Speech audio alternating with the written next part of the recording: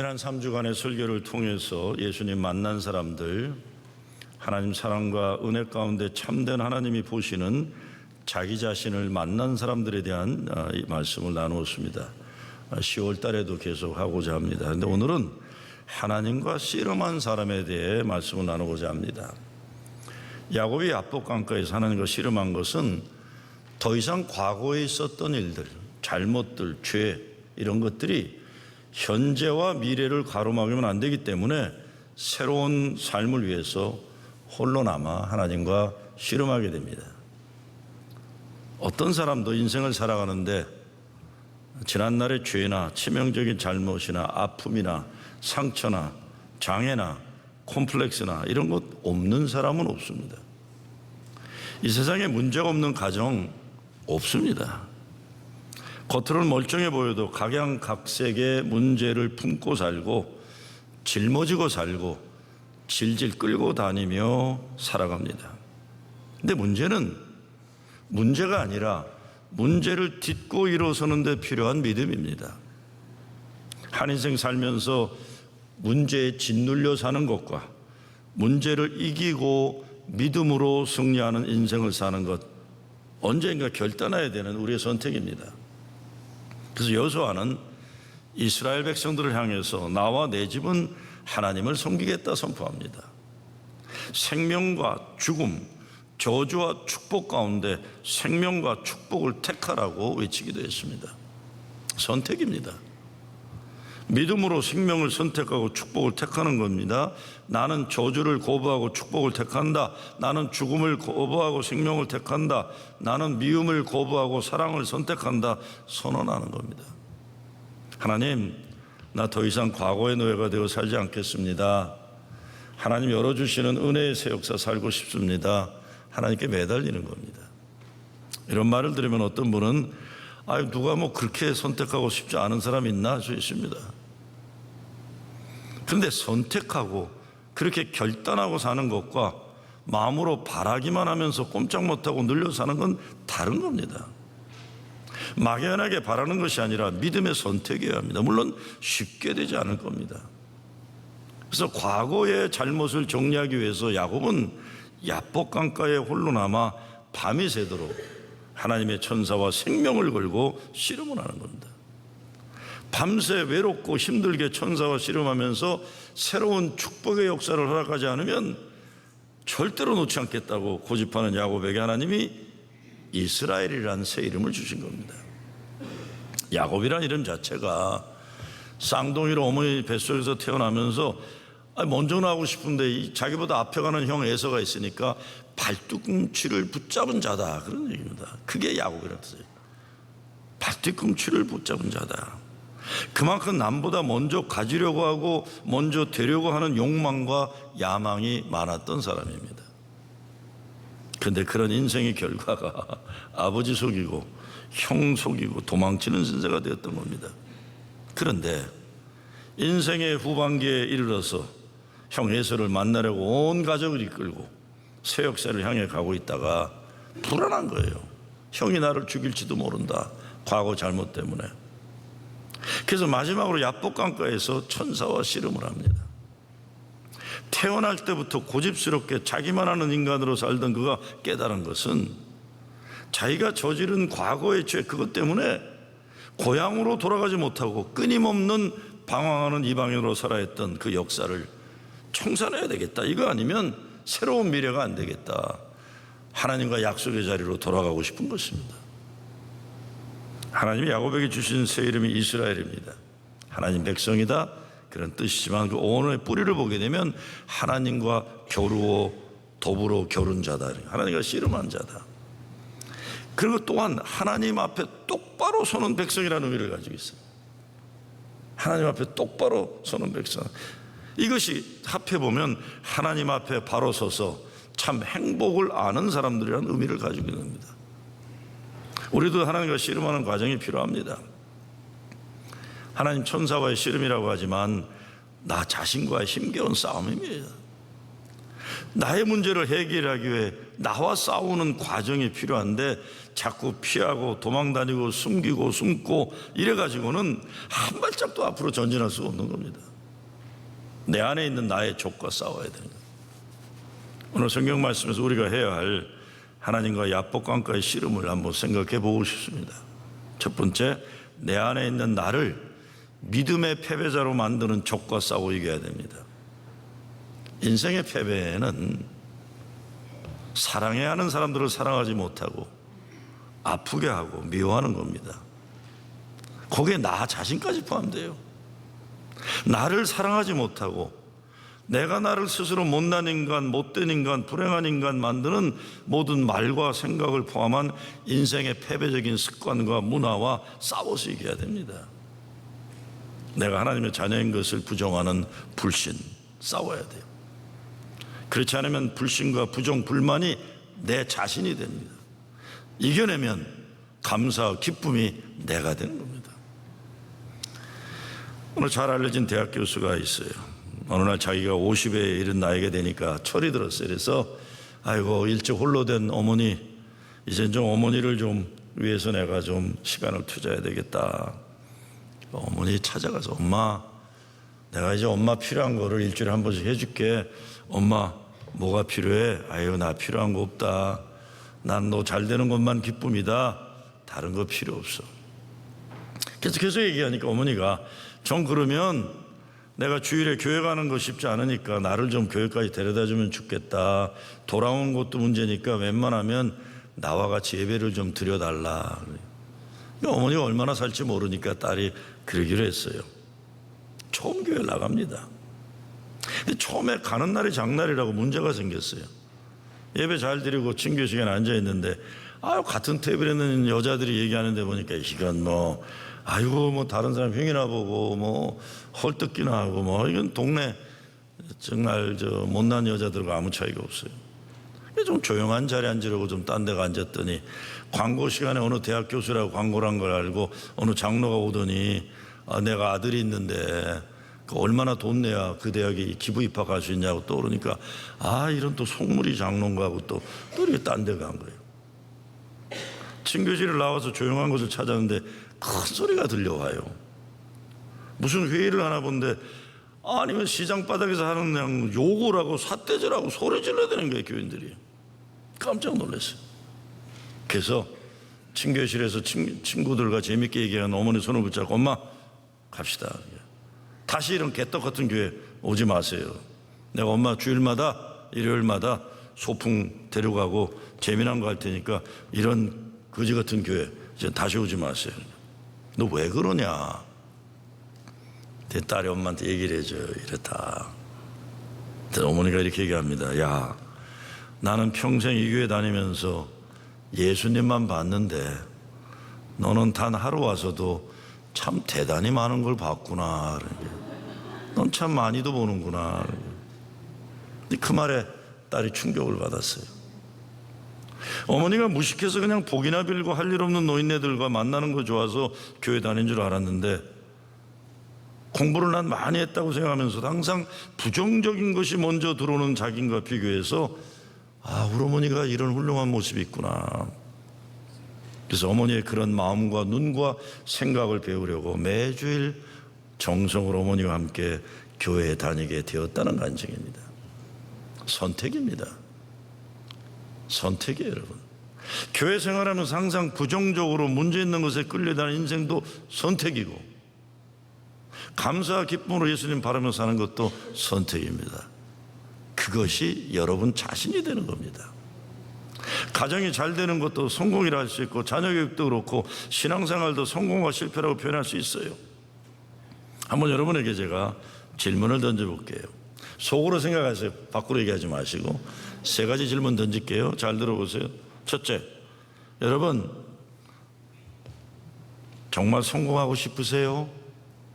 속으로 생각하세요. 성공이라는 걸 나쁘게 보지 마시고 자녀 잘 가르치고 신앙생활 잘하고 인생 행복한 거예요. 자, 다시 질문합니다. 여러분 정말로 성공하고 싶으세요? 첫째 질문. 두 번째, 여러분이 성공할 자격이 있다고 생각하세요? 세 번째, 성공할 수 있다고 믿으세요? 다 답하셨어요? 이 질문에 모두 네라고 대답할 수 없다면 여러분의 성공의 가망성은 빵점이에요. 선택이고 결단이고 믿음입니다. 다시 말씀드립니다. 선택이고 결단이고 믿음입니다. 존 맥크레이스라는 사람이 이런 말을 합니다. 사람이 성공하지 못하는 가장 큰 이유는 자신감의 결여와 자기의 불신이다. 그래서 자신감의 결여와 자기의 불신이다. 이것을 신앙적으로 재해석해 보면 하나님에 대한 믿음의 결여와 불신이에요. 하나님이 하시는 일인데 하나님을 믿지 못하고 하나님에 대한 자신감이 결여되어 있으니 성공하지 않기로 작정한 인생을 선택하는 겁니다. 자기 자신이 패배한 인생을 선택하고 살면서 가족들도 그런 인생 살도록 만드는 진짜 패배적 인생을 사는 사람들이 얼마나 많습니까? 어떤 사람이 낚시를 갔습니다. 낚시를 하는데 옆에 있는 사람이 잘 잡아요. 근데 고기를 잡으면 이렇게 재보더니 큰 거는 놔주고 조그만 것만 자기가 이렇게 담는 거예요. 그래서 물어봤어요. 아니 왜 큰 거는 좋은 거는 버리고 조그만 것만 이렇게 아이스박스에 담냐고. 그 사람이 네네 저희 집 프라이팬이 작아서요 프라이팬보다 큰 고기는 안 가져갑니다. 이렇게 되는 거예요. 근데 사실 많은 경우에 우리가 그렇게 살아요. 내 아들, 내 딸도 내 인간의 크기보다 더 크도록 도와주지 못하고 자기보다 못난 인간, 작은 인간이 되라고 강요하는 부모들이 얼마나 많은지 몰라요. 많은 못난 부모들이 그렇게 자녀들을 만드는 거예요. 너는 절대로 프라이팬보다 크면 안 된다. 어떤 사람이 낚시를 갔습니다. 이번에는 배를 타고 바다로 나갔는데 같이 간 친구가 부정적인 말을 입에 달고 사는 인간이에요. 배를 타고 바다로 나가려고 이제 발동을 거는데 친구가 이렇게 말합니다. It will never start. 발동 안 걸릴 거다. 발동 안 걸릴 거라고 자꾸 그러니까 진짜 발동이 안 걸려요. 뭐 이런 친구가 다 있다는데. 근데 갑자기 발동이 부르릉 걸렸어요. 그래서 이제 바다로 가는데 또 이제 불평을 해요. It will never stop. 그런 거예요. 발동이 안 꺼져서 그냥 바다가 가도 빠져 죽을 거라는 거예요. 우리의 인생을 변화시키려면 마음도 생각도 긍정적인 신앙으로 바꿔야 하지만 언어도 그렇게 해야 됩니다. 언어도 얼굴 모습도 그렇게 바뀌어야 돼요. 여러분요. 이 남자들 가운데 특별히 여자보다 남자들 가운데 분노 조절이 안 되는 사람들 많아요. 분노 조절. 근데 그런 사람들 가운데 어려서 부모에게서 특별히 아버지에게서 인격 모독하는 말, 자존심 깎아내리는 말, 상처 주는 말 듣고 자란 사람들이 참 많아요. 몇 년 전에 40대 중반 교인이 결국은 분노 조절을 못해서 경찰한테 잡혀갔어요. 경찰에 잡혀가고 집안에 문제가 되니까 부인은 이혼하자고 난리고 그러니까 최종 해결안이 목사한테 상담을 좀 받고 더 하자 이렇게 됐어요. 상담을 받자.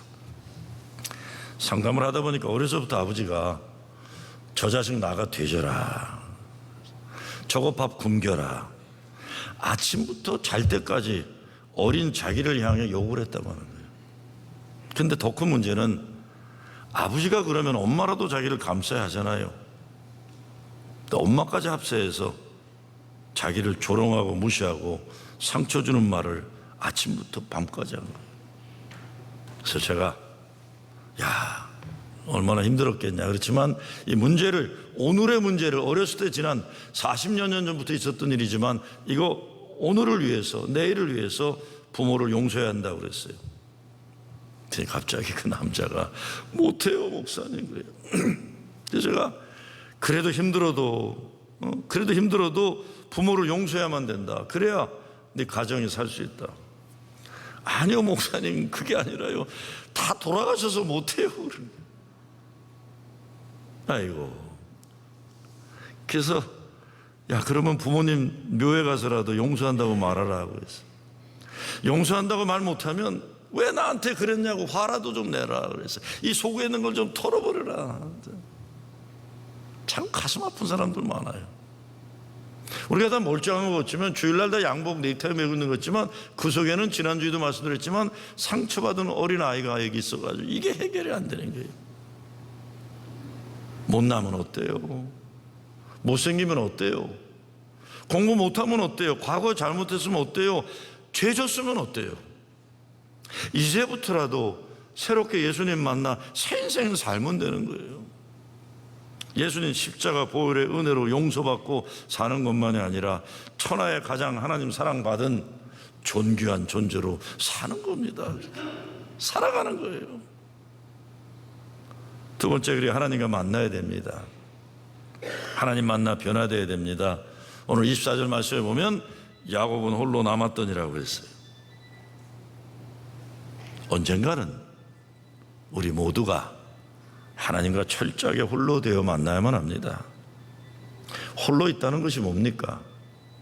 아무도 보지 않을 때 나는 누군가, 아무도 나를 모를 때 나는 누구인가, 입고 있던 옷을 다 벗었을 때 나는 누구인가, 여기저기서 주워 담은 계급장들 다 떼버리고 난 다음에 나는 누구인가, 내가 살고 있는 집, 내가 타고 다니는 자동차, 내가 의지하고 있는 은행의 잔고, 나를 지탱해 주는 내 직장과 사업, 명예, 이런 것들이 다 없어지고 난 다음에 나는 누구인가 하는 거예요.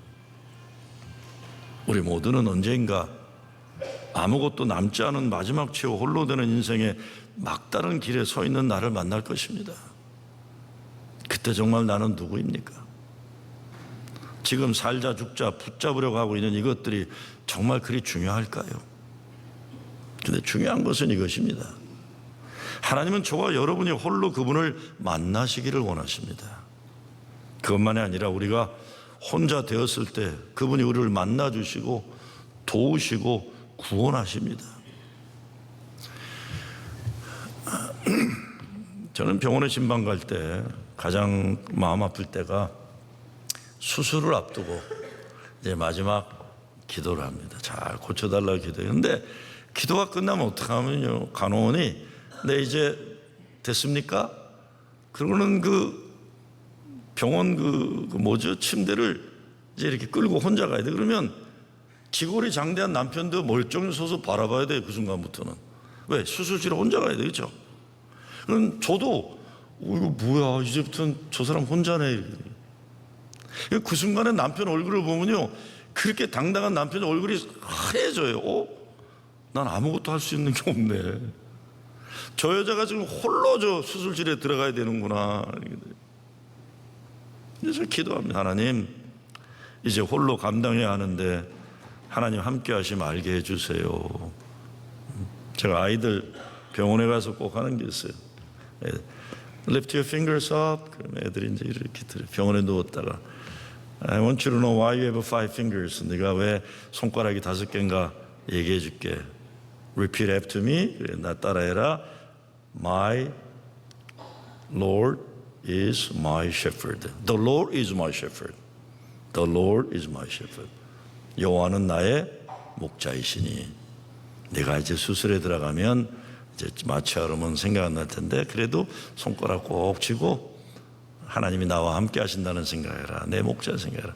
근데 제가 이걸 꼭 연세 많은 분들한테 꼭 얘기해 드립니다. 장로님 손 펴보세요.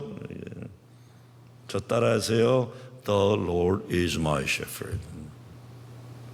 여호와는 나의 목자시니. 야곱은 홀로 남았더니란 의미를 들여다보면 다 떠났다는 겁니다. 이제 다 떠났다는 거예요.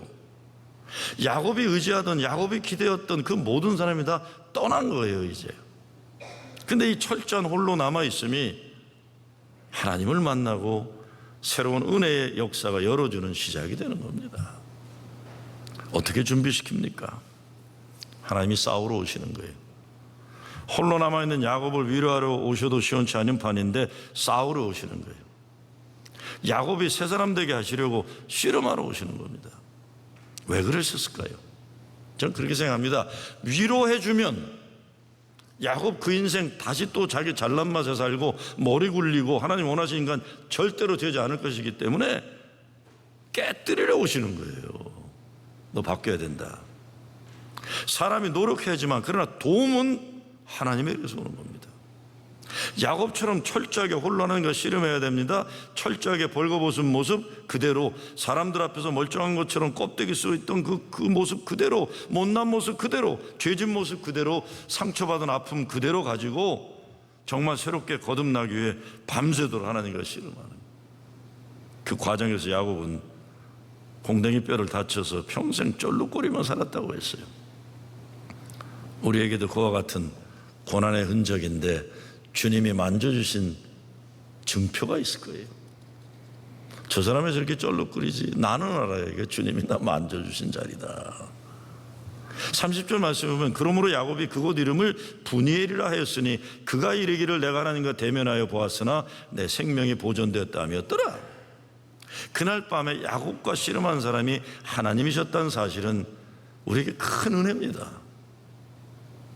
하나님은 하늘에 구름 타고 오시는 게 아니라 우리가 알고 만질 수 있고 상대할 수 있는 모습으로 우리에게 찾아오시는 거예요.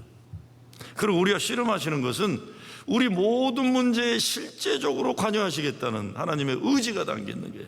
야, 나 너 모든 것에 관심 가지고 너와 함께 내 뒹굴겠다 이런 거예요. 그렇죠?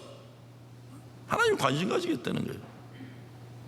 우리 하나님과 씨름을 빨리 해야 합니다. 시간이 많지 않습니다, 여러분. 하나님이 우리를 포기하지 않으시고 밤새 씨름하게 만들고라도 새로운 역사를 살게 하시려고 찾아오시는 거예요. 그렇게 살면 안 된다. 야곱은 밤이 새도록 씨름을 하다 보니까 새벽에 와서 일어났어요. 영어로는 until the breaking of the day라고 그랬어요. until the breaking of the day. 새날이 밝아오기까지 씨름했다는 겁니다. 새날이 밝아올 때까지. 야곱에게 주어진 시간이 끝나기 전에 새 역사를 선물로 주시고자 하시는 거래요. 모든 인간에게는 하나님이 정해놓은 시간이 있습니다. 맘만대로 살 수 있는 게 아닙니다. 그냥 사람들이 몰려가니까 나도 몰려가고, 사람들이 들고 다니니까 나도 반드시 들고 다니는 줄 알고 들고 다니고, 사람들이 이런다고 나도 이러다, 저런다고 나도 저런 인생, 이제 그렇게 살지 말라는 겁니다, 여러분. 하루하루가 하나님이 주시는 선물입니다. 이거 귀한 줄 모르면 인생 버리는 거예요. 함께 살아가는 이 사람들이 하나님 주신 선물이에요. 고마운 줄 모르면 인생 버리는 겁니다. 내 자신도 마찬가지. 내게 지금 있는 건강, 내게 지금 있는 시간, 이런 것들 다 하나님의 선물이에요. 이 달란트를 가지고 하나님 기쁨과 영광을 위해 쓰임받지 않으면 인생 낭비하는 거예요. 어떤 사람들은 있는 거 감사할 줄 모르고 없는 거 불평하다 세월 허송합니다. 나는 평생 죽지 않고 살 것처럼 시간 낭비하다 어느 날 쓰러지고 난 후에 인생이 그리 소중했다는 거 늦게 깨닫는 겁니다. 감사한 것은 하나님이 야곱이 더 이상 인생 낭비하지 않고 새 역사를 위해 변화하도록 찾아와서 씨름하신 겁니다. 이제 야곱은 자기 자신이 이루려던 인생의 목표가 하나님 기쁨과 영광의 목적을 가진 인간이 되는 거예요. 하나님 중심으로 사는 거죠. 마지막으로 이름이 바뀌어요. 하나님이 야곱에게 새 이름을 주신 것처럼 우리도 새 이름을 받고 일어나야 합니다. 사람들이 여러분을 부를 때 저 도둑놈, 저 나쁜 놈, 사기꾼, 거짓말쟁이, 실패한 인간, 쓸모없는 것, 이런 이름으로 부르고 있었던 인생인데 이제 하나님이 씨름하고 나서 이름이 달라졌어요. 어떻게 달라집니까? 하나님이 살려준 사람, 예수님 때문에 행복하게 된 사람, 교회 다니면서 천하의 기쁨이 넘치는 사람, 이렇게 불려지는 거예요. 야곱이 이스라엘 되는 겁니다. 하나님과 씨름하여 승리한 자, 이게 되는 거예요. 근데 시간이 정말 많은 것 아닙니다. 때로 우리를 아는 많은 사람들이 우리가 변화되기를 바라서 도전하고 돕고 때로 싸울 거예요. 그러나 시간 지나면 사람들은 포기합니다. 근데 야곱만이 아니라 하나님이 날이 새도록 씨름하셨다고 성경은 말해요. 야곱에게 주어진 인생의 기회의 시간이 지나기 전에 변화시키려고 날이 새도록 하나님이 씨름하시는 거예요. 왜 씨름입니까? 패배되는 인생 살아온 것에 대해 변명하고 해명하고 설명하고 이러한 시시한 일 그만하고 땀 흘려 씨름하여 고치라는 것이에요. 고치라. 마트마 간디가 이런 말을 했다고 해요. 영원히 살 것처럼 배우고 내일 죽을 것처럼 살아라 그랬어요. 잘 들어보세요. 영원히 살 것처럼 배우고 내일 죽을 것처럼 살아라. 라피 토케야가 쓴 책 제목이기도 한데 정말 그렇습니다. 영원히 살 것처럼 열심히 배우고 내일 죽을 것처럼 순간순간 하루하루 나의 모든 것을 귀하게 여기며 사는 것입니다. 근데 날이 새도록 씨름을 하는데도 야곱이 좀채 달라질 기색이 보이지 않으니까 하나님의 천사가 어떻게 합니까? 환도뼈를 쳐서 부러뜨려요. 다른 말로 하면 다리 몽둥이를 부러뜨리는 거예요. 다리 몽둥이를 부러뜨려요. 그런데 이것이 야곱의 인생의 가장 큰 축복이 되는 겁니다. 이제 하나님의 축복을 얻은 인간이 된 겁니다. 우리말에 그런 말이 있죠. 상처뿐인 영광이다. 그런데요, 상처뿐인 영광이에요. 정말 영광이 상처가 없는 영광이 있습니까? 상처가 없는 영광이 있어요? 상처가 있으니 그 영광이 큰 거예요. 상처가 부끄러운 것이 아닙니다. 상처가 없는 가정이 어디 있습니까? 상처도 없이 반질반질하게 자기를 보존하는 것, 이거 부끄러운 인생이에요. 자녀들 키우느라 몸과 마음에 영광의 상처 없는 부모들이 있어요? 속이 시커멓게 타들어가지 않은 부모가 있습니까? 사업 망하는 아픔을 경험하지 않고 순탄대로만 다니는 사업가 있어요? 있다고 해도 그런 사람 배울 게 없는 사람들이에요. 재미없는 사람들이에요. 목사들도 그래요. 반질반질하게 안전빵으로 목회하는 사람들, 아유, 저 목사인가 할 때 있어요. 고난도 알고 아픔도 알고 실패도 경험하고 쫓겨나 보기도 하고, 쫓겨나 보기도 하고 어려움도 겪고 이런 과정을 거치고 목사가 돼야 은혜도 알고 사랑도 아는 거예요. 이 과정 가운데 부흥의 역사도 있고 하나님이 도우시는 도움의 손길을 우리가 은혜를 알 수 있는 겁니다. 실패하는 사람과 성공하는 사람의 차이점은 딱 한 가지라고 해요. 포기하지 않는 거예요. 포기하는 사람은 실패할 수밖에 없는 거예요. 이런 이야기가 있습니다. 개구리 3마리가 있는데 우유통에 빠졌어요. 우유통에. 첫 번째 개구리는 모든 것은 하나님의 뜻이라고 그냥 가만히 있다 빠져 죽었어요. 두 번째 개구리는 이 통에서 겨나가는 것은 불가능하다, 일찍이 포기하고 빠져 죽었어요. 세 번째 개구리는 비관도 하지 않고 낙관도 하지 않고 현실에 최선을 다하려고 했어요. 그래서 천천히 쉬지 않고 코만 살짝 우유 밖으로 내놓은 채 우유통을 뺑뺑 돌며 수영을 했어요. 한참 그런데 힘이 빠졌어요. 근데 힘이 빠졌는데 발에 조금 딱딱한 것이 부딪히기 시작했어요. 단단한 것이. 그래서 다시 힘을 추스리고 개구리 수영을 이렇게 하다 보니까 자기 다리로 설 수 있을 정도로 우유가 딱딱하게 굳어졌어요. 개구리가 열심히 헤엄치며 우유를 휘젓고 다니다 보니까 우유가 바다가 된 거예요. 바다가. 버터가 된 바다가. 그래서 우유통 바깥으로 기어나왔다. 애들 동화 얘기입니다. 동화 얘기. 여러분 그거 아세요? 바다 한복판에서 배가 침몰하면요, 노인네들이 구조 확률이 높대요. 젊은 사람들은 기다리다가 이거 안 되겠다 그러고 수영채 나가다가 거기다가 그럼 뭐 지 힘으로 해볼래다는데 노인들은 힘이 없으니까 구명보트만 꼭 켜고 가만히 있대요. 가만히 있는 거예요. 왜? 구조대가 올 때까지. 그래서 구조 확률이 노인이 높다는 겁니다. 가만히 있기 때문에.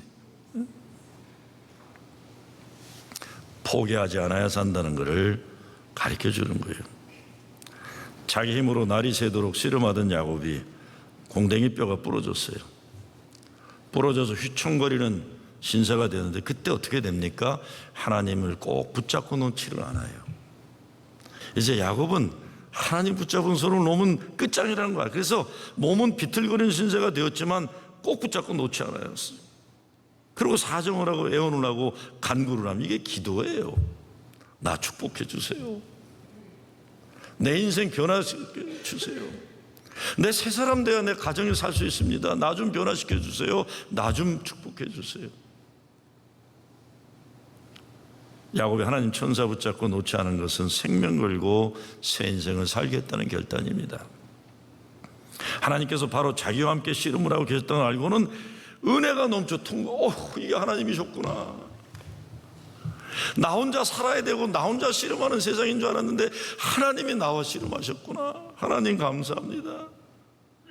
그래서 그동안 살아오면서 누구에게도 말하지 못한 마음속 가장 아픈 그것, 하나님께 이제 하나님 아시죠? 나 이렇게 살았습니다. 어쩌면 야곱은요, 자기 약점을 누구하고도 얘기 안 하고 살았을 거예요. 왜? 약점 보이면 안 되니까. 다 적군들이니까. 믿을 사람 없었으니까 울고 싶어도 울지 않았을 거예요. 울면 사람들이 또 약점 잡을 테니까. 근데 야곱은 이제 하나님 앞에서 자기의 모든 걸 내려놓고 자기의 모든 걸 드러내는 거예요. 우리도 하나님께 내려놓고 내어놓아야 해요. 그래야 새롭게 살 수가 있습니다. 사람들 앞에서는 숨길 수 있어요. 하나님 앞에서는 다 내어놔야만 됩니다. 그때 하나님의 천사가 내 이름이 무엇이냐 물어요. 야곱이에요. 자기 살아온 과거를 얘기하는 겁니다. 나 야곱입니다. 사람들이 날 그렇게 부릅니다. 나도 그래서 그것이 내 운명인 줄 알고 살아왔습니다. 천사가 이제 너 야곱이라고 부르지 말아라. 너는 이스라엘이라 부르라.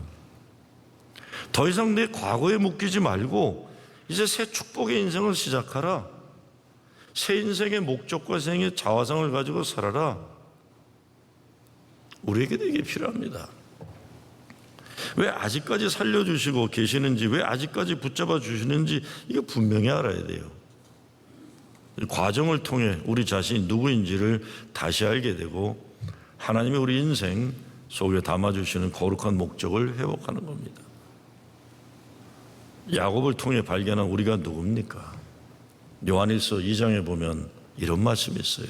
너희가 강하고 하나님의 말씀이 너희 속에 거하시고 너희가 흉악한 자를 이기었음이라. 근데 이거를 영어 번역 가운데 You are an overcomer라고 되어 있는 거예요. You are an overcomer. overcomer라는 것은 어려움과 역경을 이겨낸 사람이라는 겁니다. 또 베드로의 말씀에 보면 너는 하나님의 긍휼을 입은 자라는 말씀도 나와요. 너희는 하나님의 긍휼을 입은 자다. 저는 이것이 태어날 때부터 모든 조건이 좋아서 고생하지 않고 실패하지 않고 편하게 살아온 사람과 비교할 수 없는 어렵고 아프고 슬픈 인생을 살아왔지만 이겨낸 믿음의 인간 승리라고 믿습니다. 여러분은 어려움을 믿음으로 이겨낸 자들입니다. 하나님의 긍휼을 얻은 자들입니다.